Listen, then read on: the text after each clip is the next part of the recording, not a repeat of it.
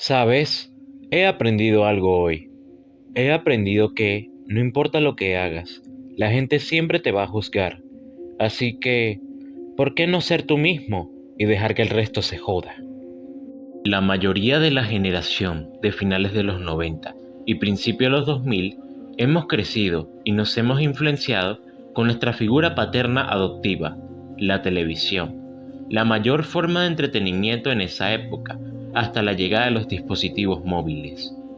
Muchos de nosotros crecimos viendo programas como Los Simpson, Padre de Familia, Futurama y otro montón de series obscenas que moldearon nuestro comportamiento como un montón de descarriados sin sentido. Pero, si nos podemos fijar en la joya de la corona, esa serie sería South Park. La mítica serie creada por Trey Parker y Matt Stone sigue las aventuras de cuatro niños de un condado de Colorado. Kyle, como el niño ejemplar y la voz de la bondad del grupo. Cartman, como el narcisista y el personaje altamente funable.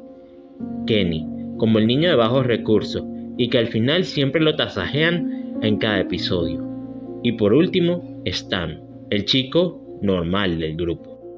Los primeros tres protagonistas tienen en cada uno una personalidad muy marcada, haciendo que ellos sean el eje principal de la serie, mientras que Stan simplemente es limitado al rol del niño común, el más equilibrado del grupo, el menos ruidoso. La mayoría de las veces, Stan toma relevancia es gracias a la fuerte presencia de su padre, Randy, el ex geólogo de pueblo y empresario de hierba de la localidad. Randy es el personaje más gracioso y más irreverente de la franquicia, y como consecuencia de esto, los reflectores que hacen brillar a Randy resaltan la presencia de Stan en la trama, haciendo que no pierda su rol como protagonista. Sin embargo, lentamente y con el paso del tiempo y las temporadas de la serie, uno como espectador empieza a notar el crecimiento que ha tenido Stan de una forma silenciosa y constante en la serie. Desde sus primeras apariciones, Stan ha ocupado un rol curioso dentro de la serie. No es el más inteligente, ni el más gracioso, ni el más caótico, pero sí es, con frecuencia, el único que realmente siente, el que cuestiona el mundo, el que sufre, el que intenta comprender, incluso cuando todo alrededor no parece tener sentido.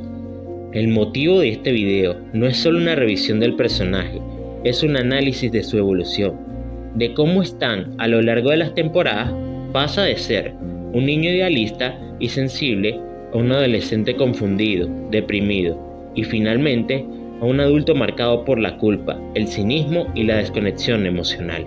Hoy exploraremos a Stan como lo que realmente es, la conciencia rota de South Park, el reflejo emocional de un espectador que crece, se desilusiona y aún así sigue buscando sentido en el mundo.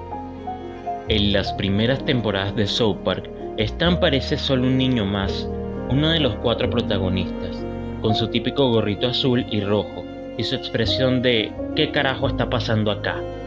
Pero, si miramos más de cerca, Stan no es cualquier niño. A diferencia del caos que lo rodea, repleto de amigos salvajes, padres ridículos y una ciudad que parece haber perdido el juicio, Stan es diferente.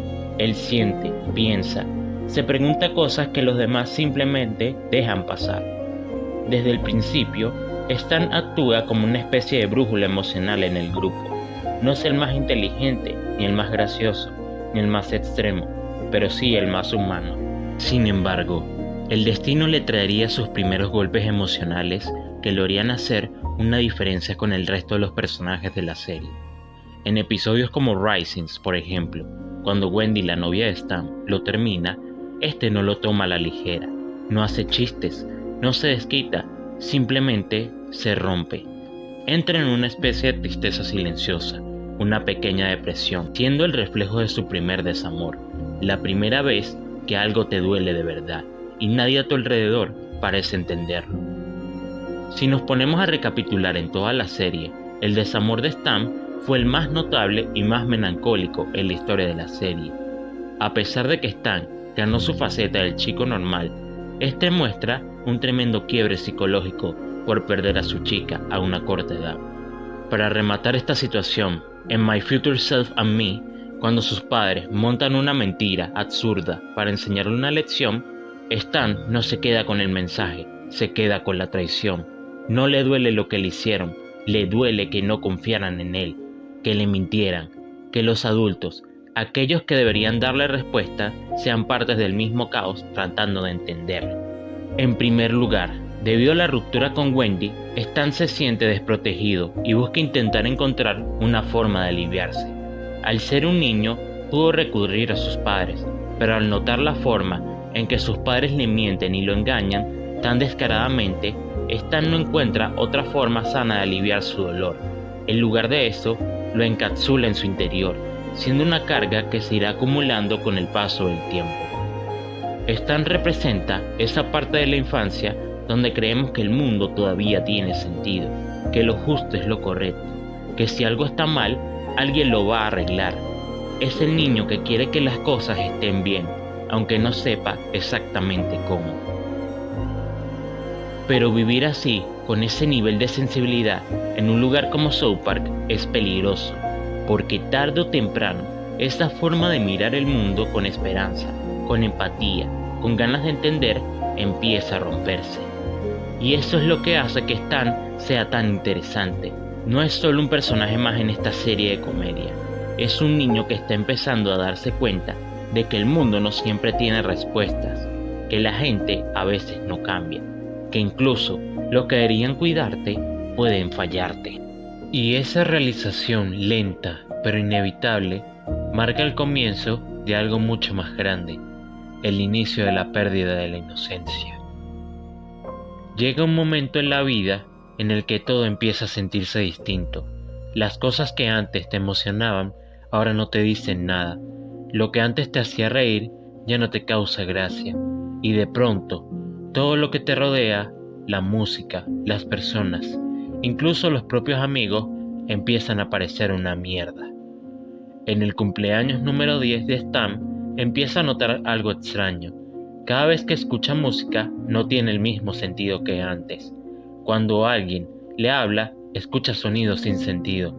Cuando ve una película, simplemente le parece absurda. Y esto no es todo. Un cambio de gustos es el inicio de una crisis emocional. Una especie de desconexión emocional del mundo. Un vacío que lo aleja de todo lo que antes amaba.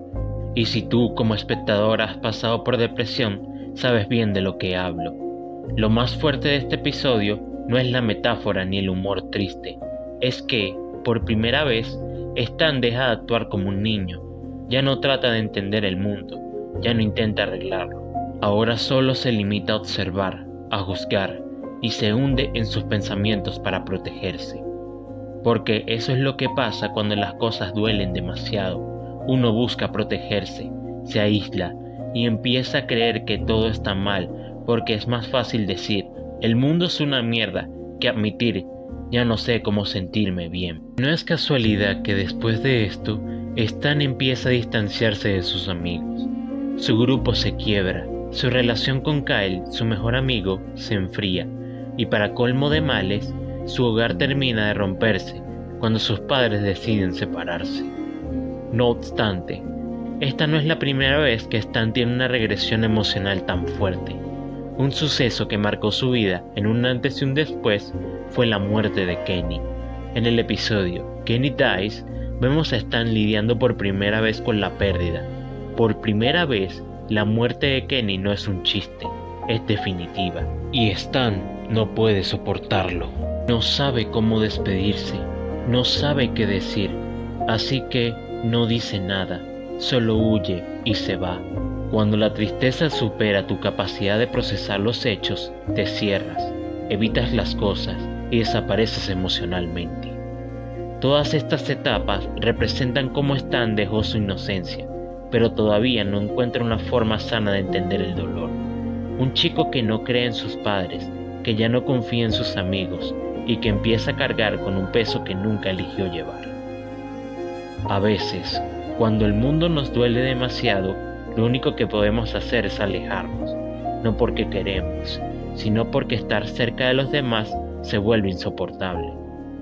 Para Stan, ese momento llega de forma silenciosa, sin explosiones, sin grandes decisiones. solo con un cansancio emocional que lo empuja a desconectarse poco a poco. En lugar de hablar, se encierra, en lugar de sentir, se anestesia. Su evolución ya no es externa, es interna. Su decisión de elegir es el aislamiento, no por mera arrogancia o desinterés, es una estrategia de supervivencia emocional. Stan, el niño que alguna vez intentó arreglarlo todo, ahora se protege dejando de intentarlo.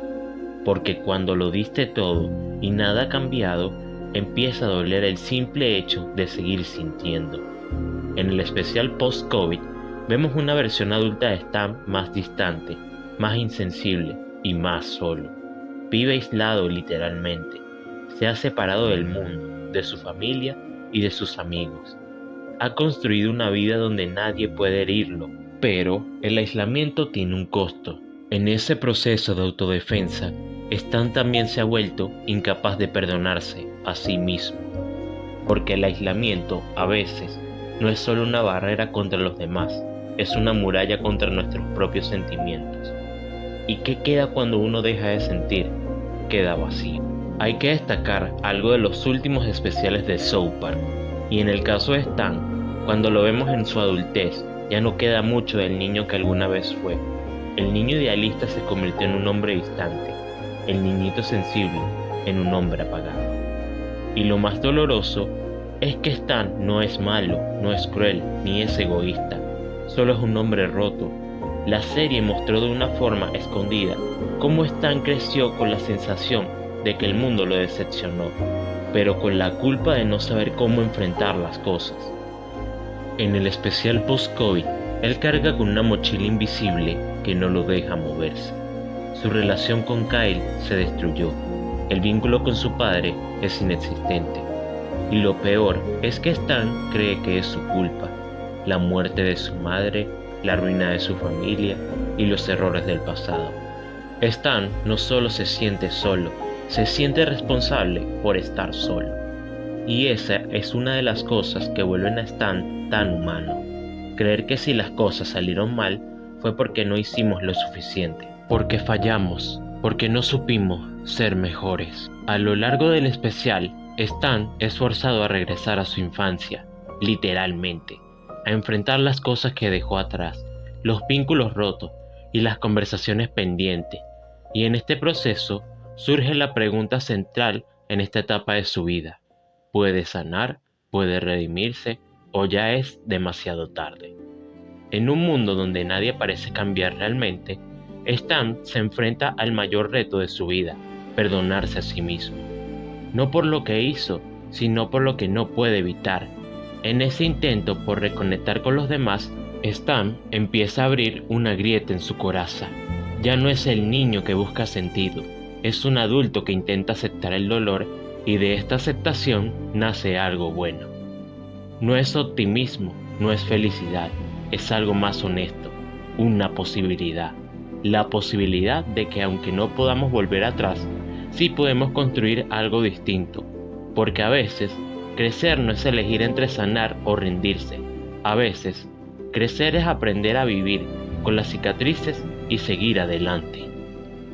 Al final del día, Stan Marsh nunca fue el más gracioso del grupo, nunca fue el más loco ni el más escandaloso.